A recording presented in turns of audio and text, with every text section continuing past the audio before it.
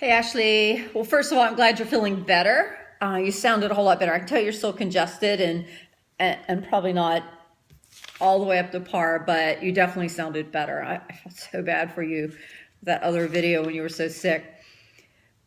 You talked about your growth, predominantly just from working with teams and getting the big perspective. In other words, not getting caught up in the trees and being able to actually pay attention to the forest.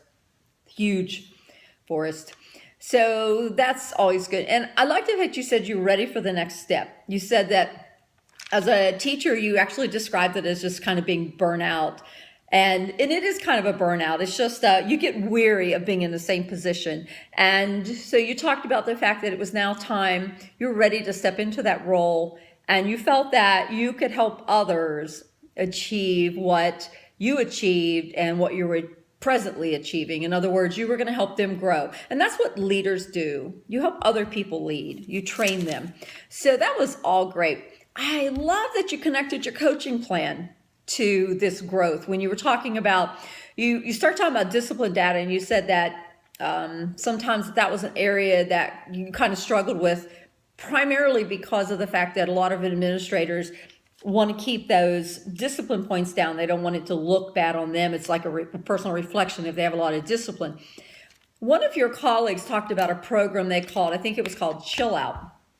And what they did was that before a student could be written up, the teacher took a break and the student took a break. In other words, they both just got a chill out time. And they had this set up in the school.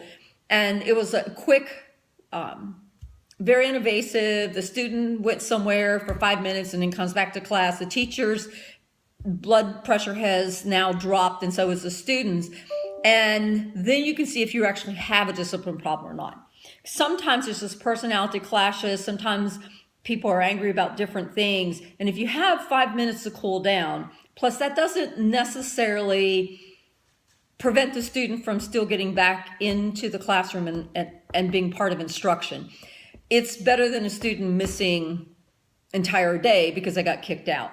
So I thought that was a great program. And then the program you talked about, I thought was really interesting. I can't remember what it was called, and I don't think I wrote it down.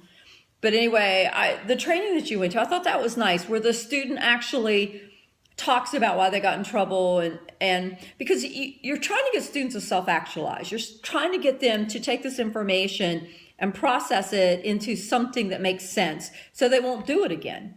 And discipline itself it could be a deterrent for certain things, but clearly our prisons are full of people that it hasn't worked for.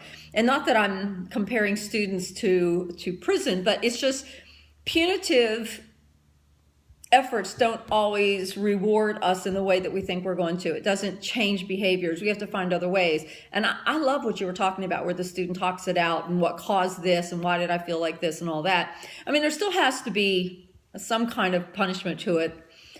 But by the same token, these two-pronged processes definitely are more effective. Ashley, great job. And again, I'm glad you're feeling better. Thanks.